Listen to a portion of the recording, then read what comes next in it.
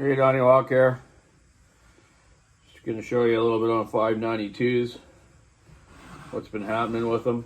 Cool that you can actually take the intake manifold off without taking the cylinder off.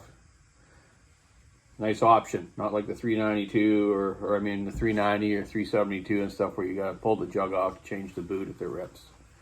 We've had quite a few of these sucking air right here in the where the intake gas goes in, the inlet port, not the fresh air ones. They're separating, the rubber's separating from this molding here. This is one piece, this whole thing. It's around $80, I think.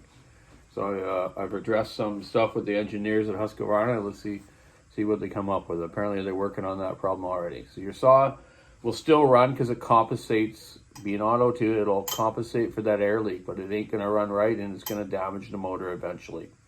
So if you feel yours isn't running right, get it in, get it air and vacuum checked, or put it on the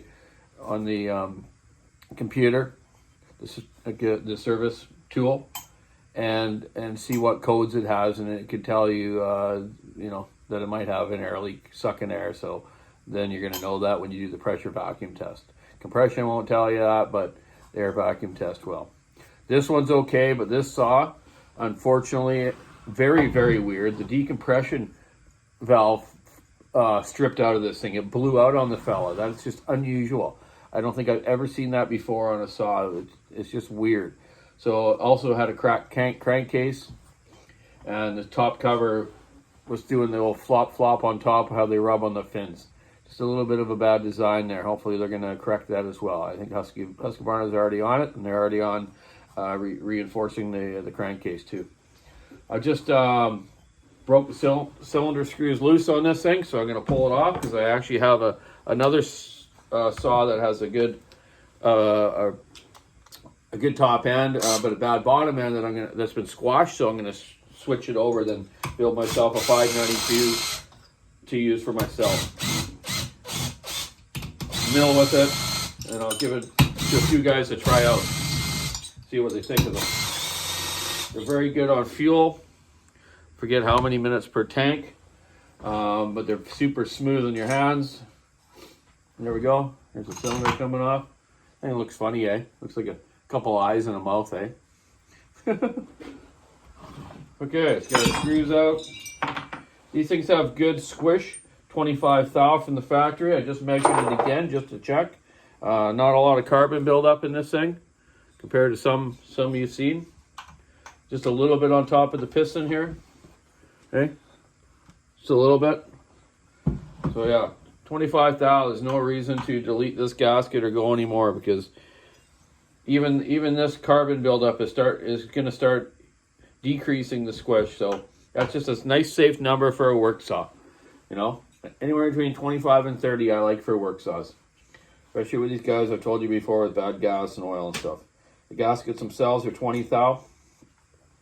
I'm going to be replacing this one, obviously, because I just wrecked it as I'm taking it off. Auto tune saws are quite unique. I think they're great.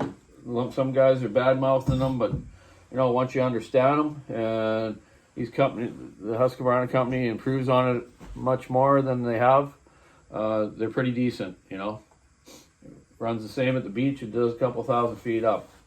When you do put them on the computer, though, you can see the fault codes, and that helps mechanics out to determine what could be wrong with it. But you still got to do your mechanical checks and go from there, eh? You know, checking out your fuel settings and stuff like that.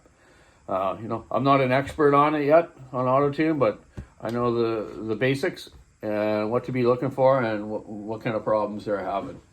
Yeah, this piston's in great shape. The cylinder's still in good shape except for that decompression button. So I'll just keep this piston as a spare for something down the road, eh? So yeah.